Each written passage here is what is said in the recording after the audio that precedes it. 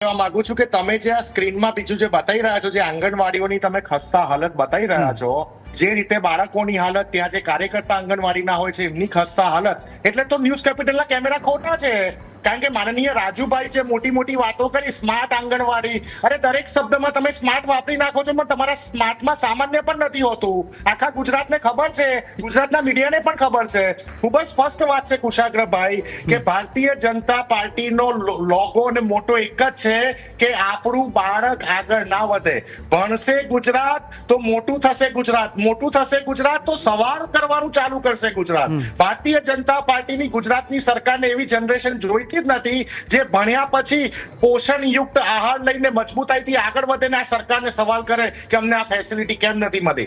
એટલે તો તમને કહું છું ને કે ગુજરાત કુપોષણના મામલામાં કેમ 5મા ક્રમાંકે આવી ગયું ભારત દેશમાં. ભાઈ આ જ કારણે થયું ને. આંગણવાડી એ નાના બાળકો એટલે કે ગુજરાતના અને દેશના ભવિષ્યનો બેઝ છે. તમે બેઝને કમજોર કરી રહ્યા છો.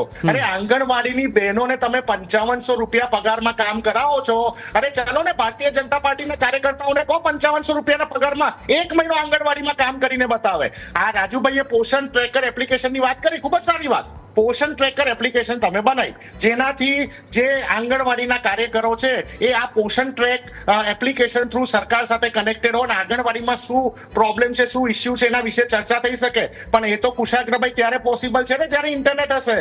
તમે જઈને તપાસ કરો, અમદાવાદ, રાજકોટ, વડોદરા, તાપી, બનાસકાંઠા, પંચમહાલ, દરેક જગ્યા ઉપર તમે જો મોટા ભાગની આંગણવાડીની બહેનો પોતાના 5500 રૂપિયાના માનદ વેતનમાંથી રિચાર્જ કરાવે છે, ડેટા રિચાર્જ કરાવે છે.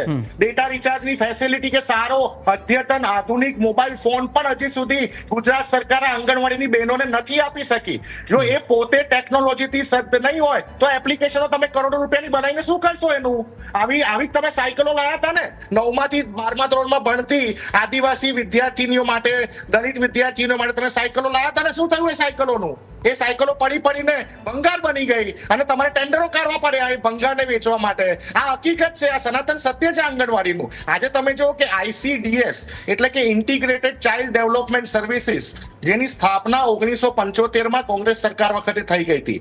એનો એમ એવો હતો કે 0 થી 6 વર્ષનું બાળક એને પૌષ્ટિક આહાર મળે, એનું રસીકરણ થાય, એને પ્રી સ્કૂલનું એજ્યુકેશન સરકાર તરફથી મફતના ધોરણે મળી રહે અને બાળ મૃત્યુ દર આપણો ગુજરાતનો ઘટી શકે અને ગુજરાત કુપોષણના જે દૂષણ છે એમાંથી આપણે બહાર નીકળી શકીએ. શું આ ખરેખર થઈ રહ્યું છે? માતાઓને જે સ્તનપાન કરાવતી માતાઓ હોય છે, શું એમના પોષણ સ્તરમાં ઘટાડો નથી થયો? ન્યૂઝ કેપિટલે આર્ટિકલ્સ નથી બતાવેલા? બિલકુલ બતાવેલા છે. આનું કારણ એક જ છે કે આંગણવાડીઓ, તમે જો કે આજે 10,000 થી વધુ આંગણવાડીઓ ભાડાના મકાનમાં છે, તો પછી કેવી રીતે તમે સ્માર્ટ આંગણવાડીની વાત કરો છો? આ તો એવી વાત થઈ કે 2022માં પ્રધાનમંત્રી મોદી સાહેબ વિધાનસભાની ચૂંટણી વખતે પ્રચાર અર્થે ગુજરાતમાં આવેલા અને આજ ભારતીય જનતા પાર્ટીની સરકારે, તમને યાદ છે ને, પેલી મોડલ સ્કૂલ બનાવી દીધેલી. પ્રધાનમંત્રીજીને પેલી મોડલ સ્કૂલ, સરકારી સ્કૂલ બતાવેલી. પ્રધાનમંત્રીજીના કાર્યક્રમ પછી ખબર પડી ગુજરાતની જનતાને અને મીડિયાને કે આવી તો કોઈ સ્કૂલ હયાત જ નથી, આવા તો ધંધા ચાલી રહ્યા છે. તમારે ગુજરાતના બાળકો, જે ગરીબ બાળકો, અને ખાસ કરીને 2024માં વિધાનસભામાં આપેલા આંકડા પ્રમાણે 36 લાખ ગરીબી રેખાની નીચે રહેતા પરિવારોના બાળકો આ આંગણવાડીમાં ભણવા જાય છે. સાહેબ, નેતાઓના બાળકો નથી જતા. તમે ગુજરાતમાં 36 લાખ પરિવારો એટલે 1.25 કરોડની જનતા સાથે તમે આજે ખેલવાડ કરી રહ્યા છો ને બંધ કરો. એટલીસ્ટ તમને જે બજેટ ફાળવવામાં આવે છે નગરપાલિકાઓ અને કોર્પોરેશનને, એ બજેટ તો વાપરો.